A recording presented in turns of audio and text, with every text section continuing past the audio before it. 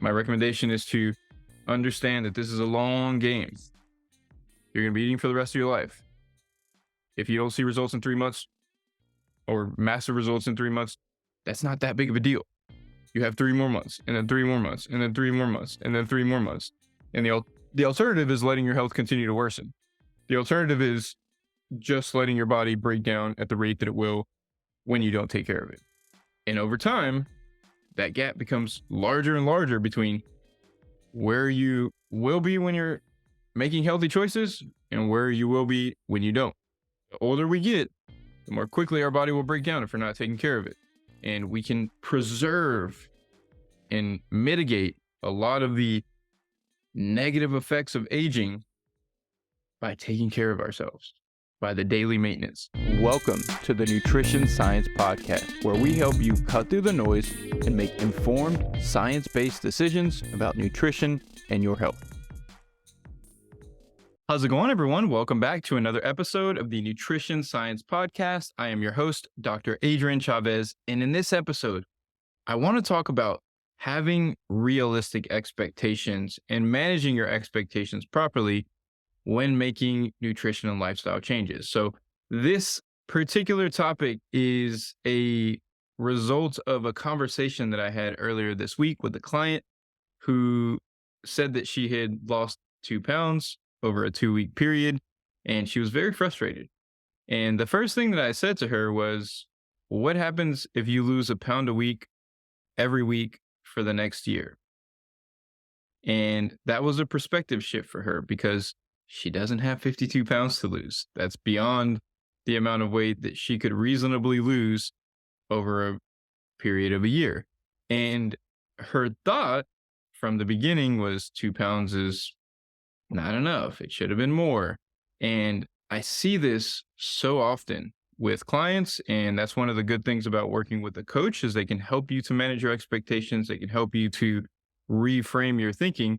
But if you're doing it on your own, if you're listening to this podcast and you're implementing some of the things that I'm recommending and you're making some of the changes that I'm recommending, chances are you're not going to experience these dramatic results over a 2 or 3 or 4 week period. It's just not going to happen. It's going to happen over a 3, a 6, a 9, a 12-month period. And that's what we want. If you are in a position in terms of your health that you're not happy with right now, that didn't happen in 2 weeks. That didn't happen in 4 weeks. That didn't happen in 3 months. That didn't happen in 6 months, most likely. That happened over a long period of time. And it's really important to understand that when you make lifestyle changes and when you do things that aren't extreme crash diets, because that's not something I'm ever promoting on here, you are going to experience changes that are probably going to happen at a lot slower pace than what you would expect. And that's okay. And I know that for many people, mentally, this is very challenging because you're putting in effort. Say, for example, you want to lose some body fat. So you start to manage your energy intake. You go into a calorie deficit. You're in a calorie deficit that is 500 calories per day. This would theoretically lead to about a 3 to 4 pound weight loss over the course of a month. That's a lot of effort. It's a lot of effort to see a small change, what most people would consider a small change on the scale. If you're consistently hitting a calorie deficit, that's going to be a lot of effort. So what other people do, what people tend to do, and what has led to some of these unrealistic expectations is oftentimes people go on really restrictive crash diets and they do a lot of exercise and they create large calorie deficits. And these large calorie deficits burn off a lot of stored water and stored carbohydrates. And this can lead to swings in water weight. So someone over the course of 2 weeks will lose quote unquote 6 pounds. They really only lost like 2 or 3, but it looks like 6 because they dropped a bunch of water weight and stored carbohydrates. And that leads to what people think is supposed to happen. Because you were able to lose 10 pounds in a month 66 times in the past, you feel like that should be the norm. And the reality is you lost that 10 pounds 66 times and you gained it back 66 times and more in many cases. And this is the approach that so many people are taking. And like I said, it's really helpful to have a coach in this process or to have someone to provide you feedback because nearly everyone that I work with, focused on improving habits, changing lifestyle, um, they experience this at some point. They experience doubt that the things that they're doing aren't leading to a positive benefit, that they're not seeing progress as quickly as they'd like. This is normal. This is completely normal. We have to look more long term in order to set realistic expectations. So if your goal is to lose 20 pounds, you're not going to lose it in 2 months. And again, you can, but you're probably going to gain it back. If you want to lose 20 pounds and keep it off, it's going to take you 6 months or 9 months. And that's okay. And those are the expectations that you should start off with. And if you start off with the right expectations, it doesn't lead to getting frustrated and quitting and then yo-yoing again and just being on and off and on and off. You have to have the right expectations. And the other piece of it is you have to shift your focus from the outcome to the execution of the habits. And I've talked about this before, talk about it quite a bit. But if you set proper expectations and you understand it's going to take you 6 months to drop 20 pounds, and some weeks you're going to see the scale go up, some weeks it's going to go down, some weeks it's going to stay the same. Some 2-week periods, you might see it stay completely the same when you're doing everything right. And that's why it's really important to focus on the habits, focus on the lifestyle, focus on the execution of the things that are going to get you the result. Because the result is going to come if you do the work. Eventually, your health is going to improve. If you went from, just not paying attention to your nutrition, not exercising regularly, just not paying attention to your sleep, just watching Netflix and going to sleep late and just not being mindful about your stress management and these other aspects of health. If you went from that, just not paying attention to it, to saying, okay, now I'm going to start drinking enough water every day. Now I'm going to have a few meals every day, like set meals, 3 meals per day. And I'm going to have 3 meals and they're both going to have protein and fiber. And I'm going to approach it that way. If you go from that and you start exercising, you may not see results, or you're probably going to see some results in the first month if you go from nothing, but it's going to slow. And what's going to happen is what happens for most people is you start doing those things, or actually most people are doing, crash diets and things like that. But most people who try to make lifestyle changes, they start doing those things and they take a lot of effort. It's a lot of effort to go exercise every day. It's a lot of effort to start planning your meals.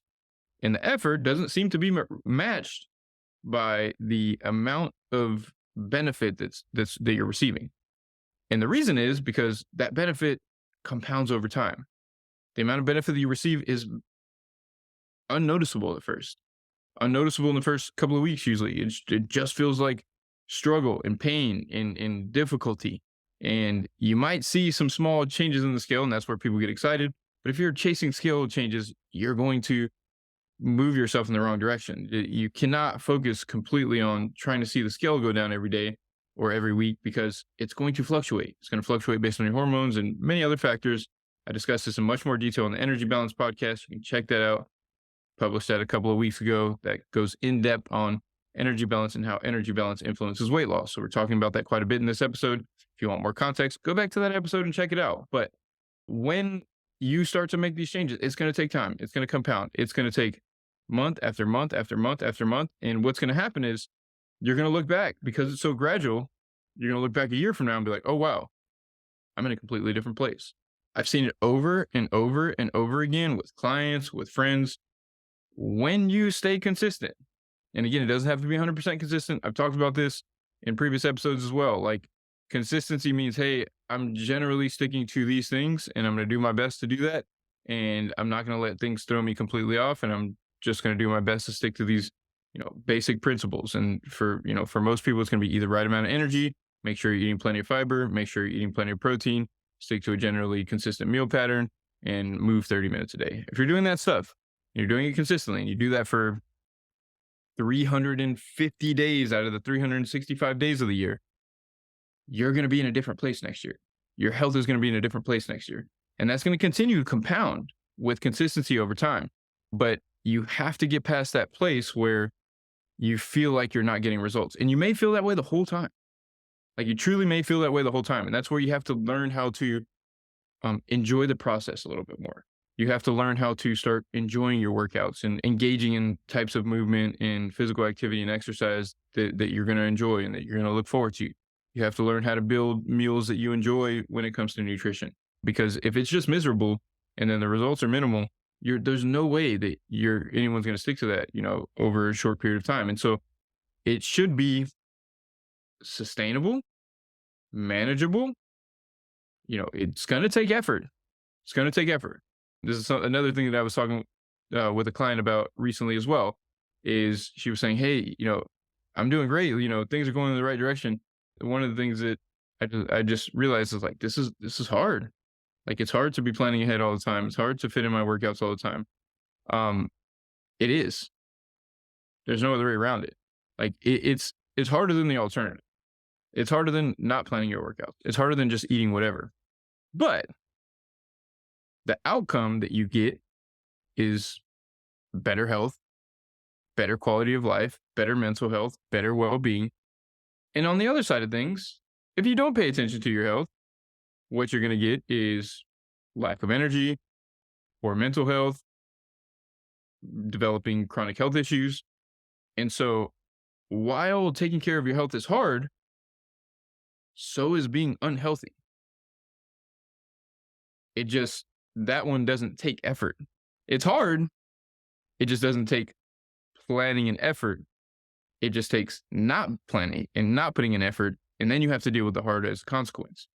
When you plan and put in effort, then you get to deal with the positive rewards as a consequence. So another thing that just kind of came up with clients recently, and I know that many people are thinking this on the other side. This is a podcast. This is not directly coaching any of you, but you're listening to this. You're taking in information. You're trying to apply it. And I know that in many cases, you're starting to make these changes. You're walking a little bit more. You're eating more protein. You're eating more fiber. You're paying attention to your energy intake. You're not mindlessly snacking, things like that. And you're making these changes, but maybe you're not seeing the results. And my recommendation is to understand that this is a long game. You're going to be eating for the rest of your life. If you don't see results in 3 months or massive results in 3 months, that's not that big of a deal. You have 3 more months, and then 3 more months, and then 3 more months, and then 3 more months. And the alternative is letting your health continue to worsen. The alternative is just letting your body break down at the rate that it will when you don't take care of it. And over time, that gap becomes larger and larger between where you will be when you're making healthy choices and where you will be when you don't.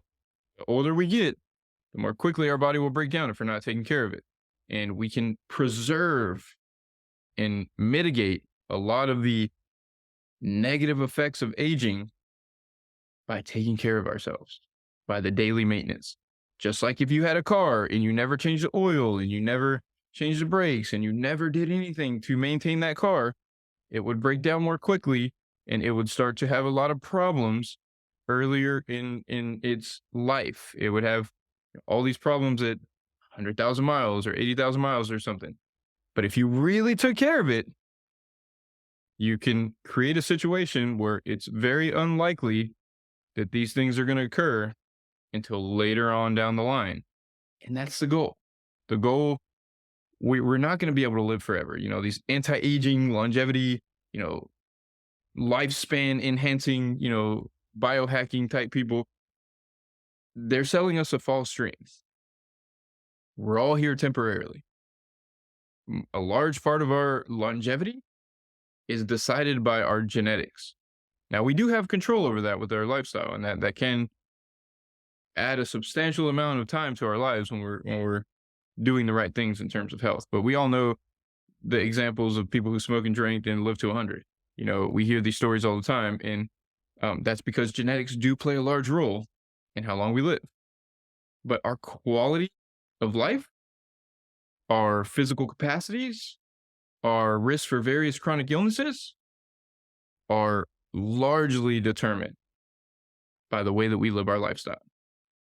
And it's really important that you start to make those changes and not worry about seeing outcomes in 3 months or 6 months, but instead focusing on putting in the pieces into your lifestyle that you know that you can improve upon, whether that be sleep for you or water consumption or lack of exercise, or you're just overeating, or you're not eating any protein, or you're not eating any vegetables and fruits. Like, focus on those things, put those things in place, start to build a healthier lifestyle, and that lifestyle is going to translate into better outcomes over the long term. But we have to focus on the habits. We have to have expectations that are realistic, and understanding that just because you started eating vegetables and exercising doesn't mean you're going to be in a whole different body in 3 months. So that's all I wanted to discuss in this episode. This came up in a coaching call, and I realized this is a very important message. And my goal with this podcast, yes, is to cover the science, and I will have more in-depth science-based episodes. But at the end of the day, I really want to help you all actually implement this stuff and actually improve your health by listening to this content. Not just listen to it and consume it. Start to implement some of these changes, improve your health, and actually benefit in the ways that you can from implementing the things that we discuss on this show. So hopefully this was helpful and insightful in some way. Thanks for tuning in to another episode of the Nutrition Science Podcast. Hope you all have a great week, and we will talk soon.